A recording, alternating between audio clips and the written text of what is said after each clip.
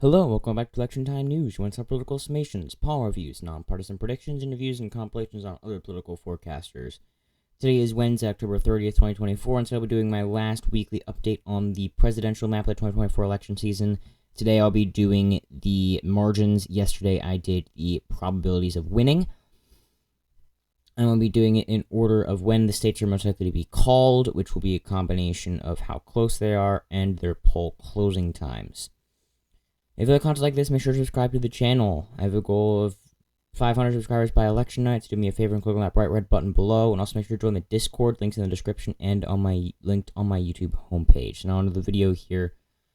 We can see the blank 2024 presidential map, and here's my Google Sheet, which will be linked in the description as always, so that you can view it. Now to start things off is going to be the first poll closings of the night are going to be at 7 o'clock p.m. They're going to be the states of Indiana, Kentucky, South Carolina, Georgia, and Virginia, as well as the state of Vermont. So at poll closings, we're going to see Vermont, Indiana, and Kentucky all get called. Vermont is going to be called for Kamala Harris, and then Indiana and Kentucky are going to be called for Donald Trump. Those are all going to be very high margins. Vermont is probably going to be about 34.5%. So even up to 35.5%, anywhere in this very, very high range. It was the most Democratic state in the country in 2020. Over Joe Biden by 35.5 points, and I said it might go a bit less, but it's definitely going to stay extremely blue.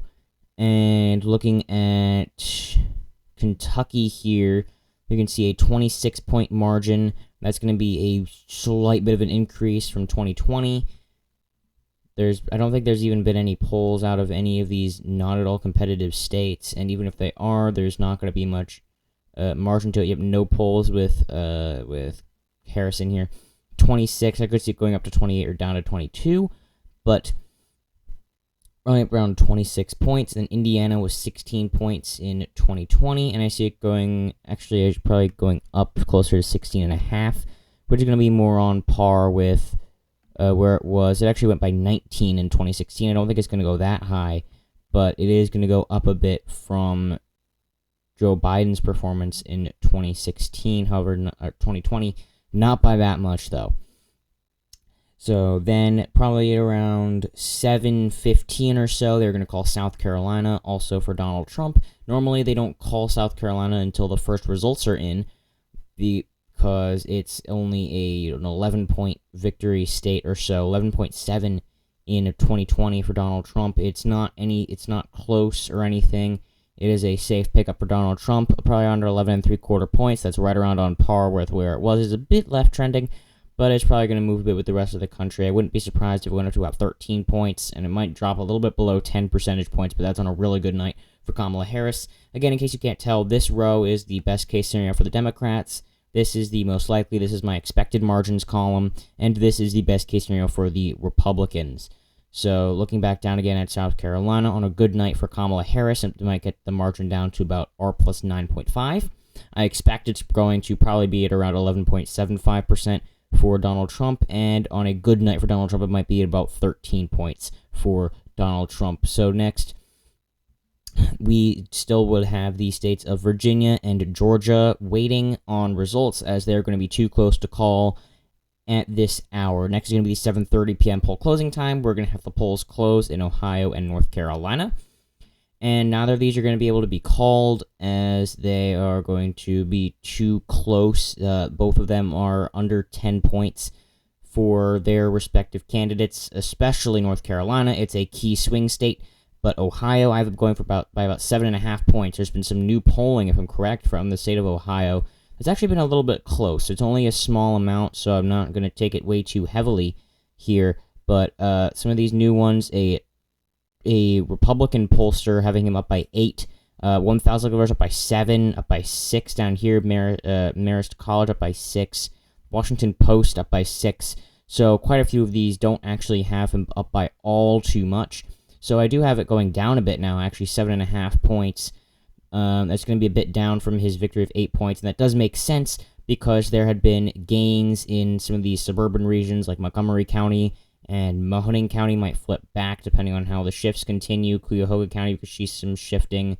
as well. Lorain County might move back, depending on how the growth in the suburbs continues, even though the rest of the state as a whole may end up moving to the right, as quite a bit of it did between 2016 and 2020, but we did see leftward movement in some of these suburbs, especially around I forget which C city this is, and especially around this one too, around, I believe this is Cleveland. It's shifting quite a bit to the right, and so I'm just checking it really quick. Especially around, it's not very helpful. Okay, I think this is Columbus right here, then Cincinnati is down here, and Cleveland is up on the bay. So Cleveland is going to be moving to the right, Columbus is going to be moving quite a bit to the left, and then more of these regions right around Cincinnati are going to be moving to the left as well. Now, again, I'm not 100% sure on that one. I probably messed it up again somehow, but someone in the comments will definitely point that out for me. But anyway, I think it is actually going to be moving a bit to the left from where it was originally. My original prediction, I did have it going a bit more to the right, 9 points, but these new polls have me questioning that, and actually might end up going a bit to the left, but not by all that much. It's not even going to be close to competitive, and on a really good night for Donald Trump, it could definitely hit double digits. But neither of them are still going to be called right away, and so then moving on is going to be the 9 p.m. poll closing time. The 8 p.m. poll closing time. This is the largest one in the country, the most in 1 hour. We have Maine, New Hampshire, Connecticut, New Jersey, Delaware, Maryland, D.C., Rhode Island, Massachusetts, Illinois, Missouri, Oklahoma, Tennessee, Alabama, Mississippi, West Virginia, and Pennsylvania, all closing, as well as Florida. And quite a few, and basically all of Texas, Kansas, and Michigan. Most of the counties will close, except for a few. And a majority of North Dakota and about half of South Dakota. But because they are not fully closed, I will not call them until 9 p.m. at the earliest. So, after this, immediately right off the bat, we're going to see Maine's 1st District and the Northeastern Democratic Starboard all get called for Kamala Harris right off the bat. And that is going to bring them to a tie, 75 to 75, in the electoral map. Next is going to be 8:30 p.m., and we're going to see Arkansas get called right off the bat, or as soon as the polls close in the state of Arkansas. 30-point margin for Donald Trump expected here. 30 points, not even close to competitive. 27.6 here, so I expect quite a bit of a rightward shift, as it is, if I'm correct, one of the few states, where Donald Trump actually did improve from 2016 to 2020, and now with the nation as a whole shifting, I expect that it's going to get even stronger for Donald Trump, even though he's actually almost maxed out in some of these rural regions.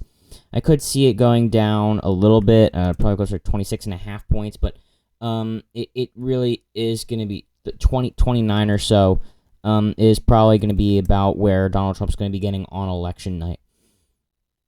Then, of course, West Virginia is the second most Republican state in the entire country, 39 points. I have it going for Donald Trump by 38, just because I think that there's going to be a bit more youth showout. We're probably going to see Monongalia County flip for Kamala Harris, the only blue county in the state. Every single other one is going to be a safe Republican county, including Kanawha County, which is actually probably going to go safe even on a 15-point scale. It went 14.7 for Trump in 2020. No, I think it's probably actually going to go a bit less. This Kanawha County, we're going to see move. Cable County, we're going to see move to the left. Brooke County, Ohio County has the one with Wheeling in it. We're going to see Jefferson County move a bit to the left, because that's technically part of the DC metro area, which is right around here. And so some of those leftward movements might bring the state a bit to the left, but again, it's going to be an overwhelming victory for Donald Trump. And I'm not trying to get too in-depth here, but so Donald Trump's going to take the lead, 81 to 75. And then probably right around 8:45, I think we're going to see Virginia get called for Kamala Harris. This is going to be probably about a 9-point victory, which is a point less than Joe Biden won it by, just because of this polling here that's been looking quite a bit worse for Kamala Harris. 6.2 right now in the average, but this one actually only has her up by 1, but it's a Republican pollster, 725 likely voters. It's not a good sample size. Plus 11, I doubt it's actually that good either. But I've been somewhat bullish about her chances just because of how left trending the DC metro region is and how quickly it's growing still. Especially also around the Virginia Beach, Portsmouth, Chesapeake area, I think is also going to help drive the state to the left, even though the rest of it's going to move to the right. So I think she's probably only going to lose about a point margin or so for this cycle here. Next up, we're going to be approaching the 9 o'clock p.m. poll closing time, the second largest, and probably at this point we're going to see the state of Florida get called for Donald Trump, and it's going to be quite a bit of a larger margin here than it was in previous cycles. 5 points, that's going to be a likely margin for Donald Trump. 5 points, that's going to be quite a bit of an expansion from 3.5 points in 2020, which of course was more than doubling his margin of 1.2% in 2016. We are probably going to see Miami-Dade County just barely flip. Pinellas is going to go back to going red. Duval is going to move to the left. It's going to be one of just a few counties to do so. Same for Seminole County. I expect that Orange and Osceola are going to move to the left. But in general, the state's going to continue to move to the right, except for a little bit in the panhandlers because it's so maxed out. There's only just going to be gains for the Democrats in this region. Also, with some of these really large, really high margins, like 45 for Donald Trump, there's almost guaranteed to be some pushback here just because there's no chance that Donald Trump can really gain there. But of course, there's going to be probably some gains in some individual Democratic counties, like Alachua County here. But we're going to see Florida move more to the right. It's going to be even more out of grasp for the Democrats. So as of now, it's looking really good for Donald Trump. I have it going into his column. Then we're going to have the 9 o'clock p.m. poll closing times, and we're going to have these following states called upon poll closing. We're going to have New York called immediately for Kamala Harris, and then for Donald Trump, we're going to see Louisiana, Kansas, all of Nebraska except the 2nd Congressional District, North and South Dakota, and Wyoming will all be called at poll closing. Relatively quickly after poll closing, probably at about 9:15 or so, we're going to see Colorado get called for Kamala Harris. It was a swing state as recently as 2016, I guess, was somewhat a swing state, 5 points for Hillary Clinton, but in 2008, it was just technically a swing state, but it ended up going for Obama by 9, and then by 5.5, but it swung so hard to the left for Joe Biden, 13.5 points. I don't see any chance of it actually going to the Republicans. 12 points, which is still 1.5 points left to the right in one of the most left-trending states in the entire country. But it is still going to be safely out of reach for Donald Trump and the Republicans for the foreseeable future as well. Same can be said in Texas, but I will get to that later. However, it's not right trending necessarily. I think it could be in reach for the Democrats by 2032 or so. But we'll get to that in a bit. Around this time, we're probably going to see Ohio get called for Donald Trump right around 9:30, 9:45 or so.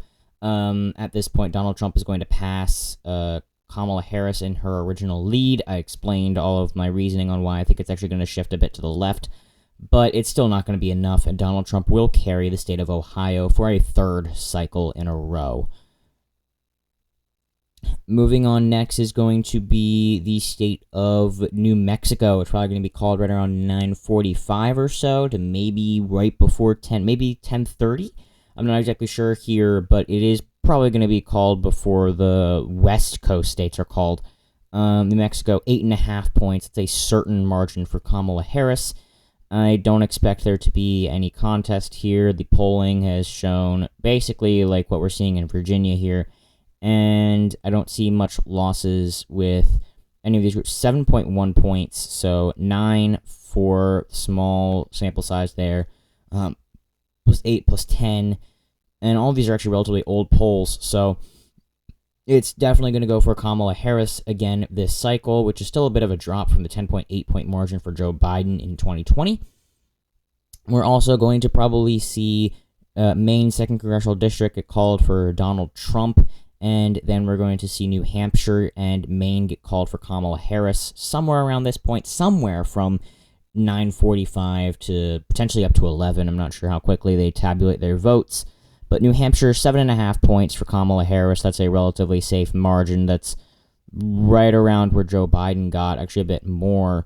But I've just been seeing some of this polling. It's been showing out relatively strong as far from what I've seen here. Only 5 points. That's been relatively recent polling. Oh, one that said they were even. That's really going to mess up the average. But before that poll came out, 6 points in the lead. 7. That's only 380 adults. This one is ridiculous. Harris plus 21, even though it was 2,211 registered voters. So this would potentially make me a bit bullish there as far as her chances in. Look at that. Such an outlier right there as far as where they go. But I do think that she is still going to do relatively well. I think it's actually probably not going to be that close. So it's actually going to be a likely margin now that I change that up. But Maine, I definitely am confident that it's going to be a certain margin, 8.5 points. Joe Biden went up by 9. That's a half-point drop. But there's still a strong showing out. Maine 2nd District, 7 points for Donald Trump. That's going to be a likely margin here on the map to finish things out. Now, we're still going to be awaiting results in Pennsylvania, where generally, first, there's going to be a bit of a Democratic lead from early votes. Then Donald Trump is going to take the lead as the first election day results come in, especially from these rural counties that'll be able to count faster as they have less vote load than in Philadelphia and Delaware counties, as well as Allegheny counties. And then we're going to be waiting for the results out of these 3 counties. Delaware will finish, then Allegheny, and then we're going to need the last few vote dumps out of Philadelphia County in order to call the state for either candidate. It will be a question of whether Harris can take back the lead from Donald Trump. In North Carolina, it's sort of the same thing. Democrats should be a bit ahead. Then we're going to see a lot of votes out of these Republican counties out here, and then we're going to be waiting for the cities, the urban regions, to drop in their votes to see if Kamala Harris can take back the lead.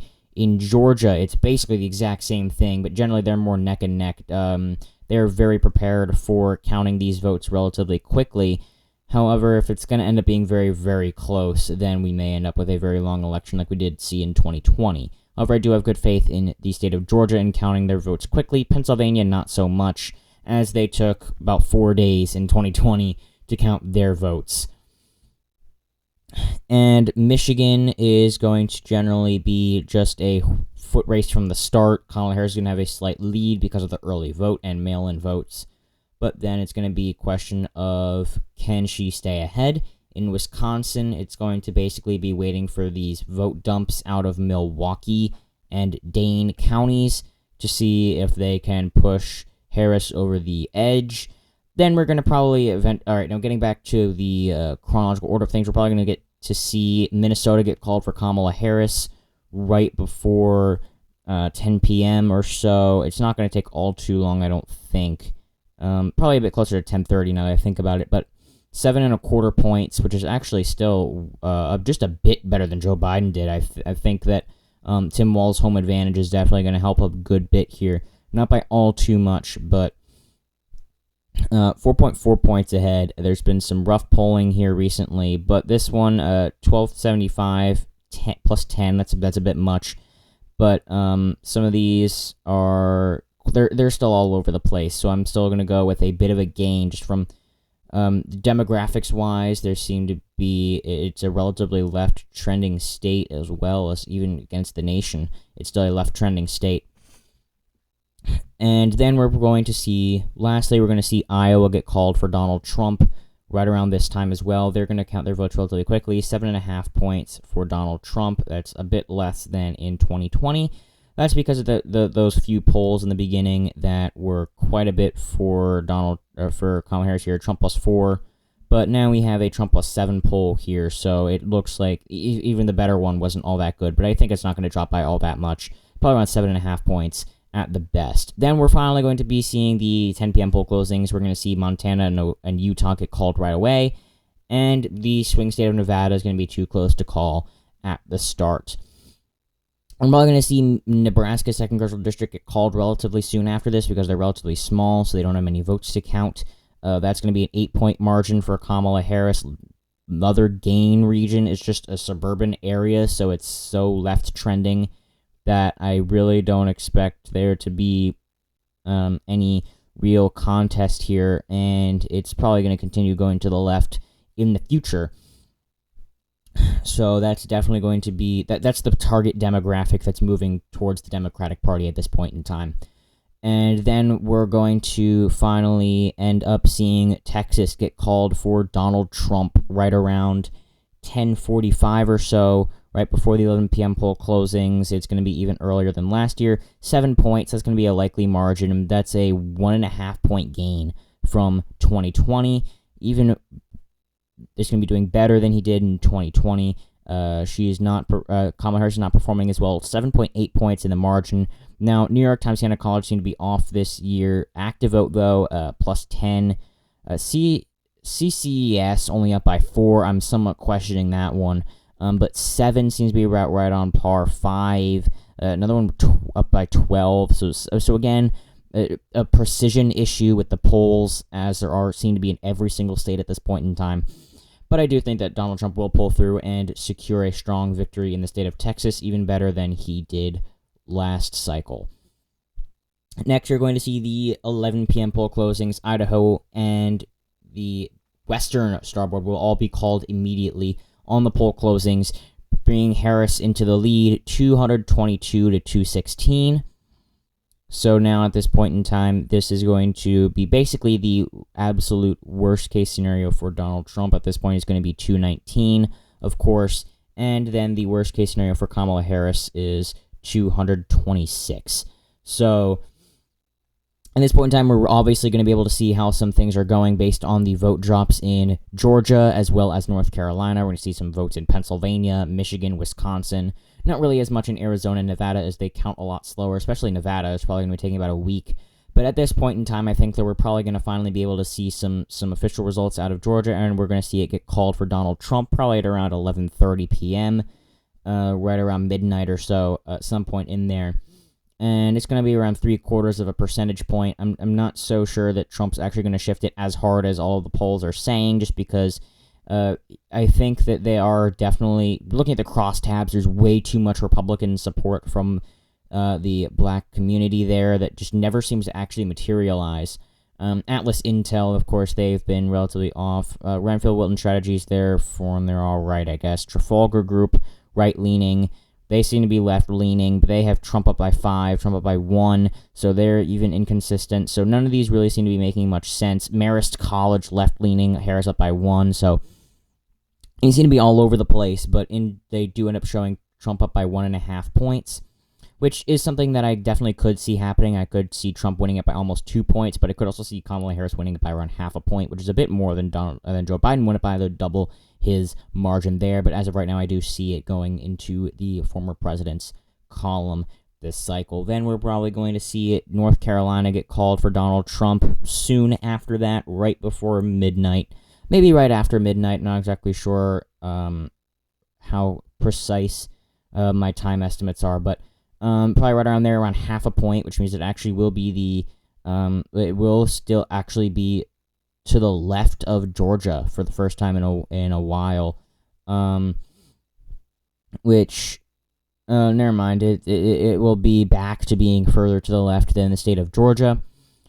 Probably around 0.5 point. I could see Kamala Harris just barely flipping the state, but based off of early vote data, Republicans seem to be doing pretty well in the state of North Carolina, as well as Georgia, which is why I do have it going even stronger. It's almost a not tilt chance of victory for Donald Trump at this point, but I do still have it going into the Republican column at this point in time.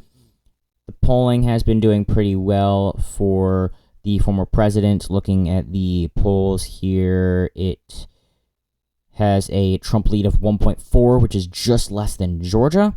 Now, this recent one, Atlas Intel, has Harris up by 1, but again, Atlas Intel is a weird pollster. Don't know much about them. They're relatively inaccurate, and they try to do multiple different countries. So Trafalgar Group, right-leaning, Trump up by 3. Redfield Wilton, another 4-1, where they have Trump up by 2, even there. So these seem to be all over the place. It's just making things even more confusing as we're getting closer to election night. At least in 2020, there was at least a somewhat consistent thing to point to. They were saying, oh, look, there's basically going to be a Biden blowout, so you could basically guarantee that Biden was going to win. It was just a question of how much, but here, they're so inconsistent, and there's not even anything that shows that they're going to be that accurate, and they're absolutely not precise. So it's just making things even less useful. But I'm still going to try, and looking here, I do think that then we're going to see, of course, Hawaii get called on upon poll closing for Kamala Harris, another 4 electoral votes, which means that both candidates will, with the victory of North Carolina and Georgia, Donald Trump is ahead of his minimum, but Kamala Harris will then be pulled to her minimum of 226 electoral votes. Donald Trump will be in the lead, 248 at this point in time, probably right around 12:30 or so. We're going to potentially see, depending on how quickly they count their ballots, the state of Michigan get called for Kamala Harris. Now, I think it's going to be around 1.25 points, which is less than half of where Joe Biden was last cycle, just because of the general loss of support in that region, especially some of the Arab community. But she is ahead by 0.75 points right now in the polling average, according to 538. But there has been some rough polling for her, especially from Insider Advantage, which again they use small sample size. But Emerson College, Trump up by 1. Patriot Polling is a right-wing pollster, even though they don't show it there. CCES, I don't even know what their thing is. They don't seem to be that accurate either. Their numbers don't seem to make much sense. But Michigan is probably going to go blue this cycle as well. And then we're going to have 241 to 248. Donald Trump ahead by 7 electoral votes. And we're probably going to sit at this electoral map for a few hours before Alaska is called for Donald Trump at just under 10 percentage points for the former president. 10 points I have right here on the dot. It is a left-trending state, but I think that because of the national shift to the right, we're going to see these seem to make sense. +8, +8, +10, +7, +9. So these all seem to be confirming my original. And here, 10.1 for Trump. I think it's going to move a bit to the left, but not really by much. Just the slightest bit there. I'm sure we're going to have 251 to 241. This map we will sit at for quite a few hours before finally, probably around 4 in the morning, we're going to see Wisconsin get called for Kamala Harris. Just because of the good outcome, the good looking, the good views that we're seeing from the early voting data for the Democrats right now. They seem to be a bit ahead. Now, they don't have much wiggle room, obviously, as Joe Biden only won Wisconsin by 0.63%, but I do have it the narrowest bit for Kamala Harris in both of them. This is the slimmest that I do them in. I do them in 2.5% intervals and quarter-point margin intervals. So, and as the slimmest of victories for Kamala Harris, I would not be surprised if it went up to a full percentage point for Donald Trump, which is going to be an improvement from his 0.75 point victory in 2016.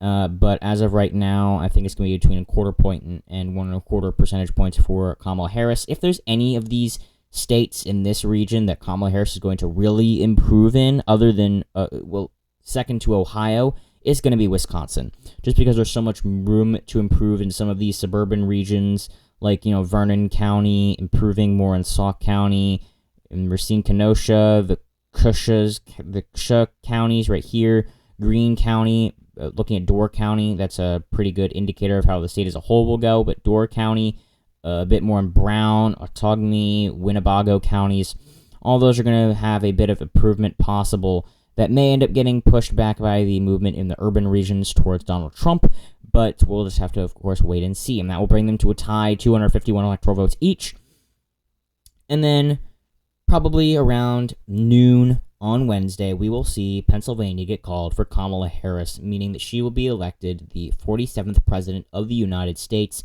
and Tim Walz will be elected the next Vice President. I don't know what Vice President we're at, but the next Vice President of the United States of America. Again, by the literal narrowest of margins. Again, I could see it going up to a point for Donald Trump. It wouldn't surprise me too much. as they're just so close. Again, another 3/4 of a point victory in 2016. They're just so close, I could really see it going either way at this point still. But if I had to choose, just again, because of the early vote data, it looks good enough for the Democrats that I'd say that they have a margin. Here it's well within the margin of error. 0.2 of a percentage point victory here. And Atlas Intel, again, has been weird. Trump +1 from Insider Advantage. North Star Opinion, American Greatness. That sounds like a right-wing pollster. Harris +3, Harris +1, but again, this is CCS YouGov, so I'd probably shift that to the right by a point or so. So all of these are so narrow that I really could just see it going to Donald Trump, and then I'd probably see a Trump taking Pennsylvania and Wisconsin, which was my prediction for just about a week or so. But I have moved them back to the Harris column after seeing the early vote data out of these states. That's just been good enough for Democrats to put them in the Democratic column, albeit by the narrowest of margins possible. I can barely state that enough. It is the narrowest possible. I mean, 52.5% to 47.5%, that's basically going to be a coin toss for the states of Pennsylvania and Wisconsin. Then probably around 5 p.m., 6 p.m. on Wednesday, we're going to see Arizona get called for Donald Trump. They count votes a bit slowly, but we're probably going to, get some results right around there. A point for Donald Trump, that's going to be 1.3 points to the right, which is actually a bit left trending to the nation, which makes sense. I actually think that we're going to see Maricopa County move a bit to the left, just a bit, probably about 1/10 of a point or so, not really all that much. But the rest of the state, especially Santa Cruz County, Cochise County, Pima County, Yuma County, we're going to see basically every single other county move to the right, which is going to contrast the small gains that were made in Maricopa. Trump is leading 2 points in the polls in Arizona, doing very, very well. So I'd be almost more surprised if Arizona flipped than Georgia. But then again, I feel if there's actually going to be a sleeper flip, it's going to be Arizona and not Georgia. I think that Donald Trump's best chances are actually in Georgia, just because of those slightly nominal gains among black voters, especially young black men, is going to make such a big difference in the Atlanta region, which is really what Harris needs to carry to hold Georgia.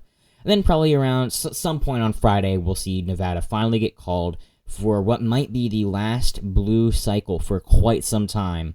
Nevada going for Kamala Harris. They would be just barely able to hold out one more time. Again, I could see it going to... I have this backwards, excuse me. But, I could definitely see it going up to about 1.5 points for Donald Trump, but I could also see it going up to 3 points, which actually would be quite a surprise, considering that was only 2.5 points for Joe Biden. But I expect it's going to be close to a point. It's been really close in the polls. Nevada's the only one out of these swing states that actually underestimates Democrats in the polls, which is definitely going to be something that they need, considering that Trump is ahead by 0.2%. They only underestimate Democrats by about, if you remove these ones and move Trafalgar to the left by 1, you end up with Harris +1, so then you'd probably end up taking the lead. It is that close. Even 3 polls moving is going to be enough to change the result. But then again, we have the election result, which is probably going to come out about Friday, and all the votes are going to be in. 276 to 262. Now again, this election would be within 30,000 votes, 50,000 votes. So it's so obscenely close. It would come all down to Pennsylvania, and so if even it flipped, then Donald Trump would win the election. So even those, that in my prediction so far, if you look at the margin in Pennsylvania, 0.25%. And so looking at, the fact that Biden went up by 1.2 and that was, 25,000 votes, this could definitely come down to a single-digit number of 1,000 votes. So this election is so close to not even be able to overstate it. And so make sure to get out and vote if you have not already on Tuesday. The future, doesn't matter which side of the aisle you stand on, the future of this country depends on it, because there's just it's so close that your voice will absolutely matter. Even if you're not in a swing state, moving any state in any direction would absolutely make an impact in telling politicians anything about how you feel on any of these issues. It's just so important to vote in a democracy like our own. So make sure to go out and vote. And I'd love to hear your opinions in the comments. I know that quite a few people are going to get mad at me for giving Wisconsin and Pennsylvania and potentially even Michigan to Kamala Harris, or even maybe Nevada. But I'm going to stand by that for now just because of the early vote data. And again, I'm going to point out that it is by the narrowest of margins. It could not get any closer without being a pure toss-up. So that's what I'm going to end that off with. And make sure to subscribe to the channel so that you do not miss my election night live stream. That is coming out, and it's going to be live on Tuesday, starting at 5:30 p.m. Eastern Time, half an hour before the first results come in, and running until at least 1:30 a.m. in the morning, and potentially even later, depending on how quickly results are coming in Pennsylvania. If Pennsylvania gets called, then I'm going to end it, because that's basically going to determine the election at that point. Nate Silver has Pennsylvania as an 80% chance of determining the election. So, but make sure to not miss that. Even if you don't want to subscribe, just go to the channel and make sure to click the notification thing. It's under live, so you do not miss it when it starts. And thank you again so much for watching, and have a fabulous rest of your day.